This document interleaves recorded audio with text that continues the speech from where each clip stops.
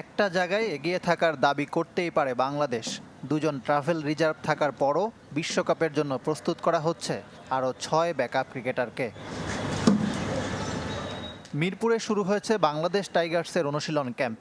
মেহেদী মিরাজ, এনামুল বিজয়, নুরুল হাসান, পারভেজ ইমনদের সাথে প্রথম দিন অসুস্থতার জন্য যোগ দিতে পারেননি নাসুম আহমেদ।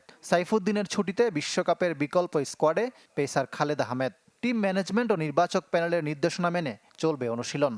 কিছু প্লেয়ার ব্যাকআপ হিসাবে সিলেক্টর আমাদেরকে দিয়েছে, তাদেরকে আমাদের প্রিপেয়ার রাখতে হবে। ওইখান থেকে যদি কোনো কারণে কোনো প্লেয়ার ইনজুরিতে পড়ে তাহলে যেন আমরা কুইক তাদের রিপ্লেস করতে পারি।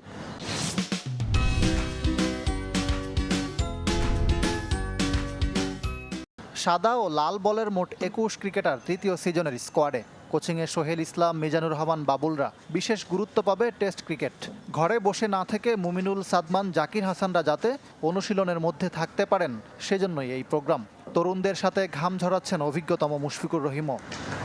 সিলেক্টর, কোচরা আমাদের কাছে আসলে তারা বলবে যে আমরা এই প্লেয়ারকে এভাবে রেডি চাই, তো আমরা আসলে রেডি থাকবো যেন তারা ওইখানে গিয়ে রেডি থাকে এবং পারফর্ম করতে পারে।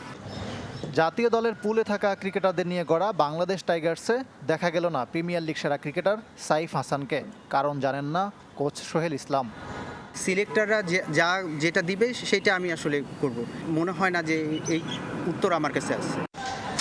বছর জুড়ে চলবে টাইগার্সের কার্যক্রম। সিলেট, চট্টগ্রাম সহ অন্য ভেন্যুতেও পর্যায়ক্রমে হবে অনুশীলন ক্যাম্প। ইকরাম হুসাইন, চ্যানেল 24, ঢাকা।